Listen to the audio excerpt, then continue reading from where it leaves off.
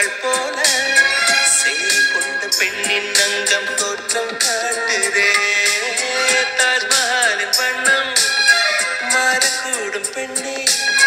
மின்னும் உந்தன் கண்ணம் இன்னும் வண்ணம் கூடுதே நிறமுள மலர்கள் சோலைக்கு பெருமை